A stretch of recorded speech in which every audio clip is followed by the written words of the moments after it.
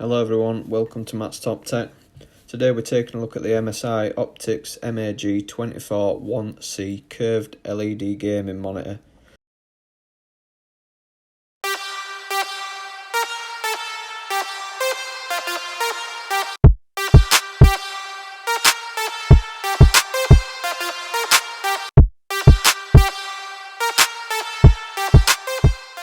Okay, so we've gone ahead and taken it out of the box. It's just laid on its front with inside the polystyrene that it comes in.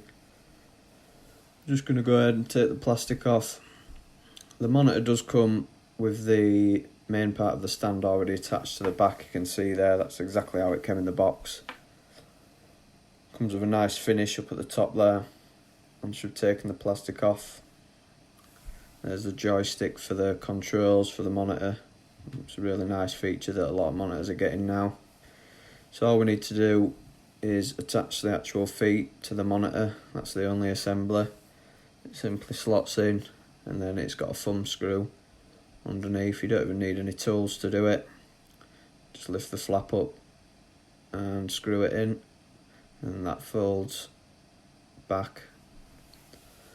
So on the back we've got a couple of HDMIs, we've got a display part, we've got two USBs, a headphone socket and the USB pass-through. It's a really nice looking monitor. It's 23.6 inch. It's also curved.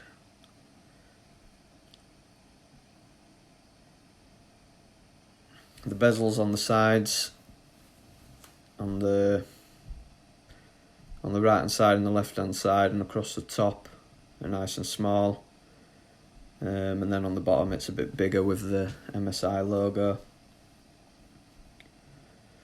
I think the curve ratio is about 1500, so it's not massively curved, and because it is curved it's not a real slim design. It's quite chunky on the back compared to some of the other monitors we've seen.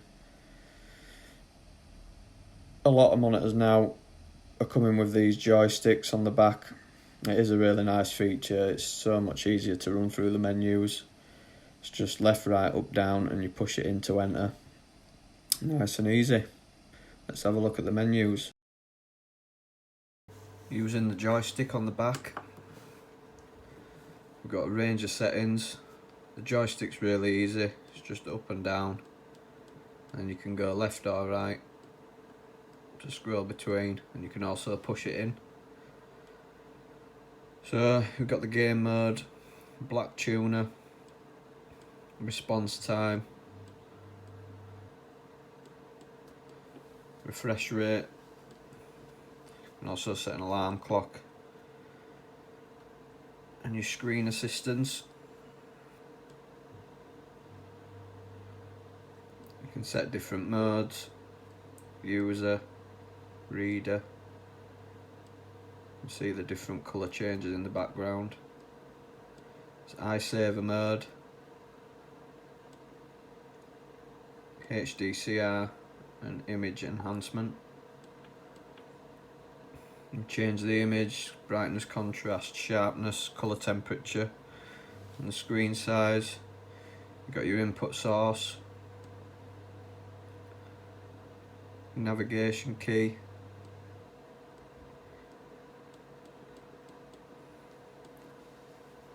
and the main settings. Got your language, transparency, OSD timeout, and reset. If we come out of that menu and you push the joystick to the left, you can change. It's like a quick selection for the alarm clock. If you do it to the right, you can change your input source. If you push it up, you can change the user setting, the game mode.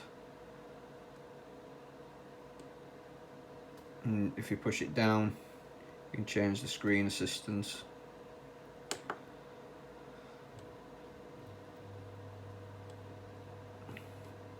So in the game mode, you've got a few different settings.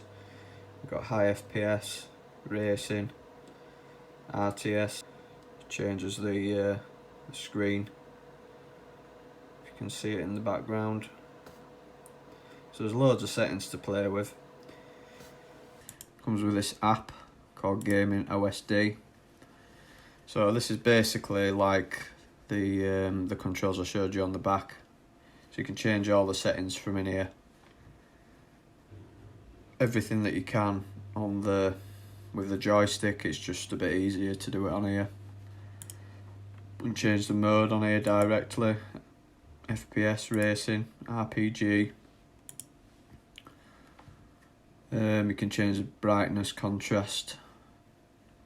It's basically just the same. You can change the split window settings. You've also got tools. It tells us up there that we're set at 144 Hz.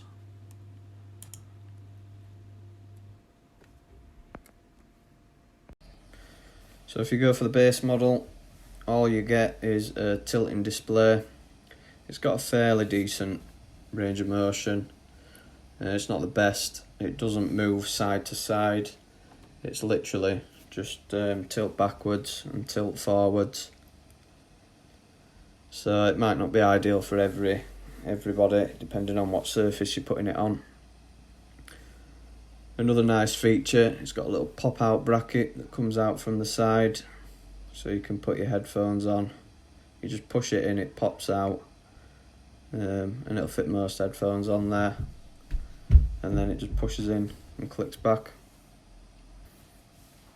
The monitor's 1080p, it's got a 1 millisecond refresh rate, and it's 144 Hz.